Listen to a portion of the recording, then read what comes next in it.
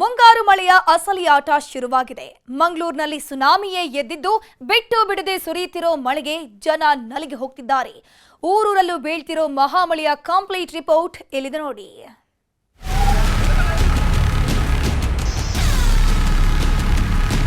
Flat ಮುಂಭಾಗದಲ್ಲಿದ್ದೇವೆ. ನೀವು ದೃಶ್ಯಗಳಲ್ಲಿ ಗಮನಿಸ್ತಾ ಇದ್ದೀರಿ. ಫ್ಲಾಟ್ನ ಹಿಂಭಾಗದ ಆವರಣ ಗೋಡೆ ಸಂಪೂರ್ಣವಾಗಿ ಕೊಲ್ಯಾಪ್ಸ್ ಆಗಿರುವಂಥದ್ದು. ಅದರ ಜೊತೆಗೆ ದೊಡ್ಡ ಪ್ರಮಾಣದ ಮಣ್ಣು ಕೆಳಭಾಗಕ್ಕೆ ಕುಸಿದಿದೆ.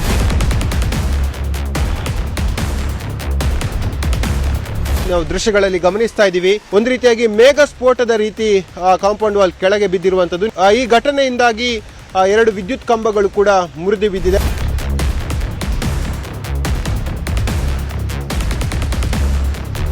ಮೂರು ದಿನಗಳಿಂದ ಉತ್ತರದಲ್ಲಿ ಬೀಡು ಬಿಟ್ಟಿದ್ದ ಮಳೆರಾಯ ಕರಾವಳಿ ಕಡೆ ಪಥ ಬದಲಿಸಿದ್ದಾನೆ. ಮುಂಗಾರು ಹೊಡೆತಕ್ಕೆ ಮಂಗಳೂರು ಮುಳುಗೇಳೋದಿಕ್ಕೆ ಶುರುವಾಗಿದೆ. ರಸ್ತೆಗಳು ಕಾಣಿಸ್ತಿಲ್ಲ, ಮನೆಯಲ್ಲಿರೋದಿಕ್ಕೂ ಆಗ್ತಿಲ್ಲ. ಕಾಲಿಟ್ಟಲ್ಲೆಲ್ಲ ನೀರು ನೀರು ನೀರು. ಎಲ್ಲಿ ಏನಾಗುತ್ತೋ, ಎಲ್ಲಿ ನೀರು ನುಗ್ಗುತ್ತೋ ಅಂತ ಜನ ಜೀವ ಕೈಯಲ್ಲಿ ಹಿಡ್ಕೊಂಡು ಕೂತಿದ್ದಾರೆ. ಮಳೆಯ ಮಧ್ಯೆ ಬೆಟ್ಟ ಗುಡ್ಡಗಳೂ ಕೂಡ ಬಾಯಿ ಬಿಡೋದಕ್ಕೆ ಶುರುವಾಗಿದ್ದು ಕರಾವಳಿ ನಗರಿ ಅಕ್ಷರಶಃ ನಲುಗಿ ಹೋಗಿದೆ. ಮಂಗಳೂರಲ್ಲಿ ಎದ್ದಿರೋದು ಮಳೆಯ ಮಾರುತಗಳಲ್ಲ, ಅಕ್ಷರಶಃ ಮುಂಗಾರು ಸುನಾಮಿ. ಮಳೆಯ ಹೊಡೆತಕ್ಕೆ ಕಾಲುವೆಗಳು ಹಿಡಿತಿಲ್ಲ, ಮನೆ ಮಠಗಳೂ ಉಳಿತಿಲ್ಲ. ನಿನ್ನೆಯಿಂದಲೂ ಬಿಟ್ಟು ಬಿಡದೆ ಸುರಿತಿರೋ ಮಳೆ ಊರೂರಲ್ಲೂ ನೆರೆ ಸೃಷ್ಟಿ ಮಾಡಿದೆ. ದಕ್ಷಿಣ ಕನ್ನಡ ಜಿಲ್ಲೆಯಲ್ಲಿ ರೆಡ್ ಅಲರ್ಟ್ ಘೋಷಿಸಲಾಗಿದ್ದು ವಾಮಂಜೂರು ಸಮೀಪದ ಕೆತ್ತಿಕಲ್ ಗುಡ್ಡ ಕುಸಿಯೋದಕ್ಕೆ ಶುರುವಾಗಿದೆ. ಭಾರೀ ಪ್ರಮಾಣದಲ್ಲಿ ಮೇಲಿಂದ ಮೇಲೆ ಮಣ್ಣು ಕುಸಿಯುತ್ತಿದ್ದು ಒಂದು ಬದಿಯ ರಸ್ತೆ ಸಂಪೂರ್ಣ ಬಂದ್ ಆಗಿದೆ. ಹೀಗಾಗಿ ಒಂದು ಬದಿಯ ರಸ್ತೆಯಲ್ಲೇ 2 ಕಡೆಯ ಸಂಚಾರ ವ್ಯವಸ್ಥೆ ಕಲ್ಪಿಸಲಾಗಿದೆ. ಬಿಟ್ಟು ಬಿಡದೆ ಮಳೆ ಸುರಿತಿರೋದ್ರಿಂದ ಬೆಟ್ಟದ ಮಣ್ಣೆಲ್ಲ ಸಡಿಲವಾಗ್ತಿದೆ. ಹೀಗಾಗಿ ಮೇಲಿಂದ ಮೇಲೆ ಗುಡ್ಡ ಕುಸಿತಿರೋದು. ಇದೇ ಗುಡ್ಡದ ಮೇಲ್ಭಾಗದಲ್ಲಿ 100ಕ್ಕೂ ಹೆಚ್ಚು ಮನೆಗಳಿವೆ. ಇದೇ ರೀತಿ ಮಳೆಯಾದರೆ ಮತ್ತಷ್ಟು ಗುಡ್ಡ ಕುಸಿಯುವ ಆತಂಕ ಶುರುವಾಗಿದೆ. ಒಂದು ವೇಳೆ ಗುಡ್ಡ ಕುಸಿತ ನಿಲ್ಲದೇ ಇದ್ರೆ ಮನೆಗಳು ಕೂಡ ನೆಲಕಚ್ಚೋ ಸಾಧ್ಯತೆ ಇದೆ. ಮಂಗಳೂರಲ್ಲಿ ಮಳೆ ಅಬ್ಬರ ಹೇಗಿದೆ ಅನ್ನೋದಕ್ಕೆ ಈ ದೃಶ್ಯಗಳೇ ಸಾಕ್ಷಿ.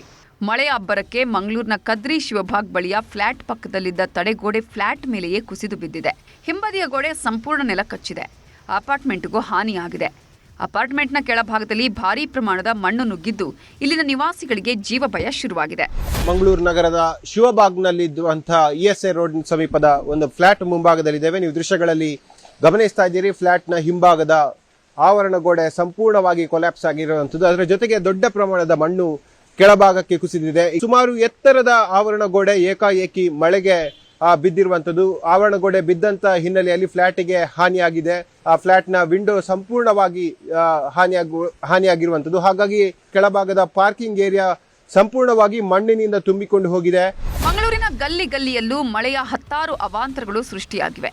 ಕಂಕನಾಡಿಯ ಸುವರ್ಣ ಲೇನ್ ಬಳಿ ಬೃಹತ್ತಾದ ಗೋಡೆಯೊಂದು ಕುಸಿದು ಬಿದ್ದಿದ್ದು ಗೋಡೆ ಕುಸಿದ ರಭಸಕ್ಕೆ ಮನೆ ಮುಂದಿನ ಗೇಟ್ ಹಾಗೂ ವಿದ್ಯುತ್ ಕಂಬ ದಿಕ್ಕಾಪಾಲಾಗಿದೆ. ಅದೃಷ್ಟವಶಾತ್ ಗೋಡೆ ಕುಸಿಯುವ ಸಮಯದಲ್ಲಿ ರಸ್ತೆಯಲ್ಲಿ ಯಾವುದೇ ವಾಹನ ಸಂಚಾರ ಇರಲಿಲ್ಲ. ಹೀಗಾಗಿ ದೊಡ್ಡ ಅನಾಹುತ ತಪ್ಪಿದಂತಾಗಿದೆ. ಗೋಡೆ ಕುಸಿಯುವ ದೃಶ್ಯ ಸಿಸಿಟಿವಿಯಲ್ಲಿ ಸೆರೆಯಾಗಿದ್ದು ಜಲಸ್ಫೋಟಕ್ಕೆ ಮಂಗಳೂರು ಜನ ತತ್ತರಿಸಿ ಹೋಗ್ತಿದ್ದಾರೆ.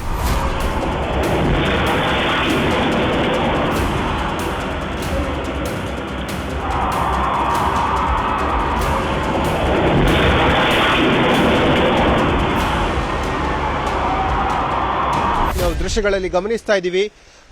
ಈ ಭಾಗದಿಂದ ಭಾರಿ ಗಾತ್ರದ ಒಂದು ಕಾಂಪೌಂಡ್ ವಾಲ್ ನೇರವಾಗಿ ರಸ್ತೆಗೆ ಅಪ್ಪಳಿಸಿರುವಂಥದ್ದು. ಒಂದು ರೀತಿಯಾಗಿ ಮೇಘ ಸ್ಫೋಟದ ರೀತಿ ಕಾಂಪೌಂಡ್ ವಾಲ್ ಕೆಳಗೆ ಬಿದ್ದಿರುವಂಥದ್ದು.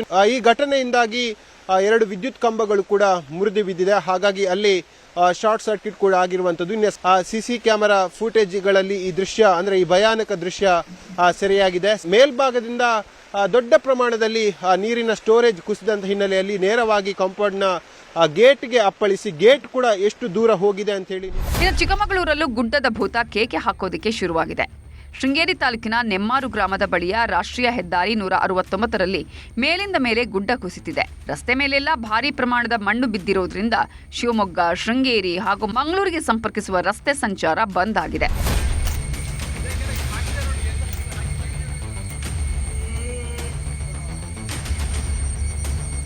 ಚಿಕ್ಕಮಗಳೂರಿನ ಪಶ್ಚಿಮ ಘಟ್ಟಗಳ ಸಾಲಿನಲ್ಲಿ ಧಾರಾಕಾರ ಮಳೆಯಾಗ್ತಿದೆ. ಹೀಗಾಗಿ ಶೃಂಗೇರಿ ತಾಲೂಕಿನ ಸಿರಿಮನೆ ಜಲಪಾತ ಧುಮ್ಮಿಕ್ಕಿ ಹರಿಯುತ್ತಿದೆ.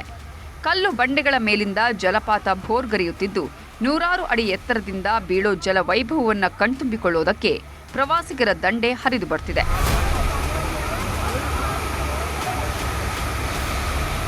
ಚಿಕ್ಕಮಗಳೂರಲ್ಲಿ ಮೇಲಿಂದ ಮೇಲೆ ಅವಾಂತರಗಳು ಸೃಷ್ಟಿಯಾಗ್ತಿವೆ. ಭಾರಿ ಮಳೆಯಿಂದಾಗಿ ರಸ್ತೆ ಕಾಣದೆ ಕಾರು ಪಲ್ಟಿ ಹೊಡೆದಿದೆ. ಕವಿಕಲ್ ಗಂಡಿ ಬಳಿ ಎದುರಿಗೆ ಬರ್ತಿದ್ದ ಕಾರಿಗೆ ಸೈಡ್ ಕೊಡೋದಿಕ್ಕೆ ಹೋಗಿ ಪಲ್ಟಿ ಹೊಡೆದಿದೆ. ಅದೃಷ್ಟವಶಾತ್ ಕಾರಿನಲ್ಲಿದ್ದವರೆಲ್ಲ ಪ್ರಾಣಾಪಾಯದಿಂದ ಬಚಾವಾಗಿದ್ದಾರೆ. ಉತ್ತರ ಕನ್ನಡ ಜಿಲ್ಲೆಯಲ್ಲಿ ಮಳೆ ಕಡಿಮೆಯಾದರೂ ಗುಡ್ಡ ಕುಸಿತದ ಆತಂಕ ಮಾತ್ರ ಕಮ್ಮಿ ಆಗಿಲ್ಲ. ದೇವಿಮನೆ ಘಟ್ಟದಲ್ಲಿ ಮತ್ತೆ ಗುಡ್ಡ ಕುಸಿಯುತ್ತಿದೆ.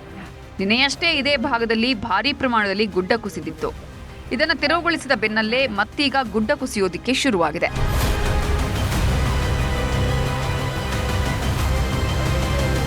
ಭಾರಿ ಮಳೆಯಿಂದಾಗಿ ಹಳ್ಳ ಕೊಳ್ಳಗಳೆಲ್ಲ ಉಕ್ಕಿ ಹರಿತಿವೆ. ಮನೆಯ ಮುಂದಿದ್ದ ಕಾಲುವೆಗೆ ಬಿದ್ದು ಮಗುವೊಂದು ಸಾವು ಬದುಕಿನ ಮಧ್ಯೆ ಹೋರಾಡ್ತಿದೆ.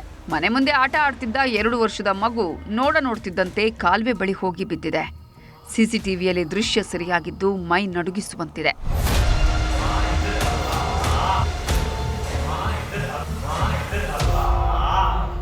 ಮಲೆನಾಡಿನಲ್ಲಿ ಭಾರೀ ಮಳೆಯಾಗ್ತಿರೋದ್ರಿಂದ ಶಿವಮೊಗ್ಗ ಜಿಲ್ಲೆಯ ಆಗುಂಬೆ ಘಾಟಿಯಲ್ಲಿ ಭಾರೀ ವಾಹನಗಳಿಗೆ ನಿಷೇಧ ಹೇರಲಾಗಿದೆ. ಸೆಪ್ಟೆಂಬರ್ 30ರವರೆಗೆ ತೀರ್ಥಹಳ್ಳಿ ಟು ಉಡುಪಿ ಮಾರ್ಗದಲ್ಲಿ ಭಾರೀ ವಾಹನ ಸಂಚಾರ ಬಂದ್ ಮಾಡಿ ಜಿಲ್ಲಾಡಳಿತ ಸೂಚನೆ ಕೊಟ್ಟಿದೆ. ಬೆಳಗಾವಿ ಜಿಲ್ಲೆಯಲ್ಲೂ ಭಾರೀ ಮಳೆಯಾಗ್ತಿದೆ. ಖಾನಾಪುರ ತಾಲೂಕಲ್ಲಿ ನಿರಂತರವಾಗಿ ಮಳೆ ಸುರಿತಿದ್ದು ಕುಸುಮಾಳಿ ಬಳಿಯ ತಾತ್ಕಾಲಿಕ ಸೇತುವೆ ಕೊಚ್ಚಿಕೊಂಡು ಹೋಗಿದೆ. ಭಾರೀ ಮಳೆಯ ಪರಿಣಾಮ ಬೆಳಗಾವಿ ಗೋವಾ ರಸ್ತೆ ಸಂಚಾರ ಬಂದ್ ಮಾಡಲಾಗಿದೆ.